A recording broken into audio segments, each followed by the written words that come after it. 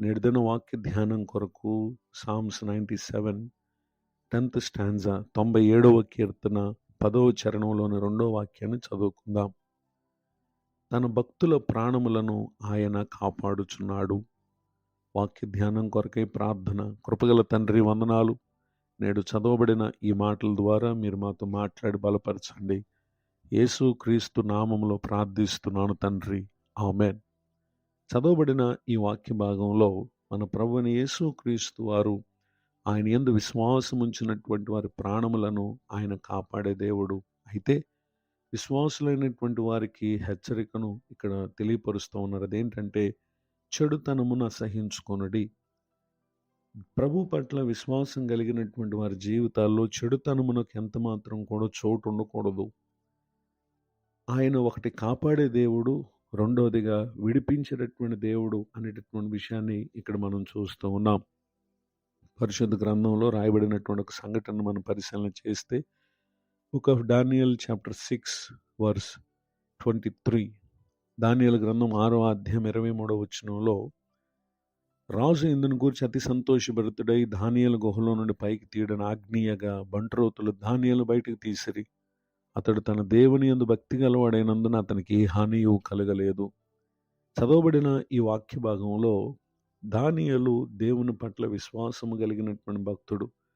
అతని విశ్వాస స్థితి, రాజు తన రాజ్యం మీద ఉన్నతమైన స్థానమందు రాజు నియమించాలనేటటువంటి ఉద్దేశంతో ఉన్నటువంటి దినాల్లో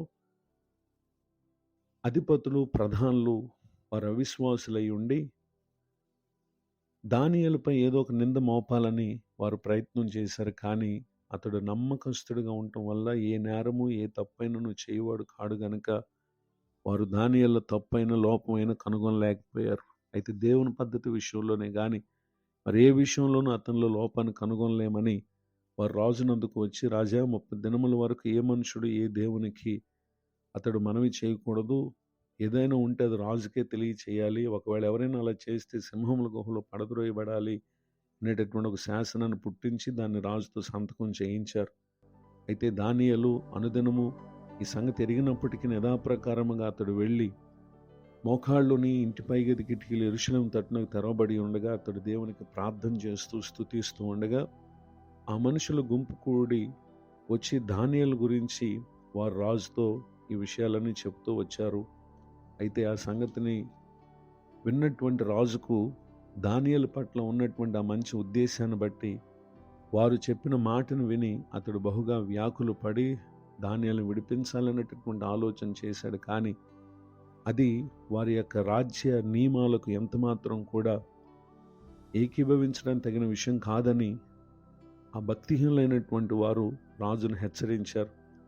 అట్టి పరిస్థితుల్లో దానియేలుతో రాజు అన్న మాట, నీవు అనుదినము తప్పక సేవించుచున్న నీ దేవుడే నేను రక్షించునని దానియేలుతో చెప్పటం ఎంత ఆశ్చర్యం. నిజమే, తాను ఒక రాజు ఉండి కూడా దానియేలును తాను రక్షించలేనని, అనుదినము దానియేలు సేవించే దేవుడే తనను రక్షించగలడు అని చెప్పినటువంటి విషయం ఇక్కడ మనం చూస్తున్నాం.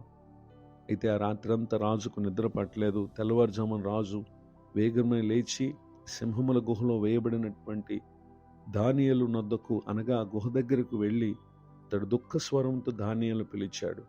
అయితే దానియేలు సజీవునిగా దేవుని కాపుదలను బట్టి ఆ గుహలో ఉండి తిరిగి మరలా రాజుతో అతడు ప్రత్యుత్తరం ఇచ్చినటువంటి విషయాలను క్రింది వచనాలు మనం చూస్తాం. ఆ మాటలు విన్నటువంటి రాజు సంతోషభరితుడై గుహలో నుండి దానియేలును బయటికి తీయించాడు. తీయించి అందరితో చెప్పిన మాట, తన దేవుని యందు భక్తి గలవాడైనందున అతనికి ఏ హాని కలగలేదు అనేటటువంటి విషయాన్ని తెలియచేసి, ఎవరైతే భక్తిహీనులుగా ఉండి దానియేలు మీద ఈ నిందను మోపారో వారిని, వారి కుమారులను, వారి భార్యలను పడద్రోసేటువంటి విషయాన్ని మనం చూస్తాం. అయితే వారు ఆ గుహ అడుగు భాగమునకు రాకమునిపే సింహములు పాలయ్యారు.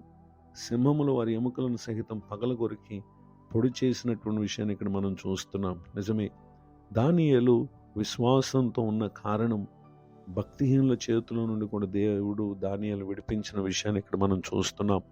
ఈ మాటలు వింటున్న నా ప్రియ సహోదరి సహోదరులు, దేవుని పట్ల విశ్వాసం కలిగి ఉండటం అనేది అది ఎంతో అద్భుతమైనటువంటి జీవితం గనుక దానియేలు చూపిన విశ్వాసం ద్వారా తన జీవితంలో పొందినటువంటి మేలులు వంటి మేలులు ఈ మాటలు వింటున్న నా ప్రియులకు మీరు ముందున్నటువంటి కాలంలో పొందాలని, అవిశ్వాసులైనటువంటి వారు మీ కలుగు చేసేటటువంటి ప్రతి విధమైన బాధను, ఇబ్బందిని గురించి ఎంతమాత్రం దిగులు పడక మరింత విశ్వాస స్థితిలో కొనసాగుచు ప్రభు పట్ల మీకున్నటువంటి ప్రేమను కనుపరచుచు దేవుని మహిమార్థమై జీవించి ఇటు దీవెనలకు నా ప్రియులకు మీరు పాత్రులు కావాలని కోరుతూ ఈ మాటలు ముగిస్తున్నాను. ప్రార్థన.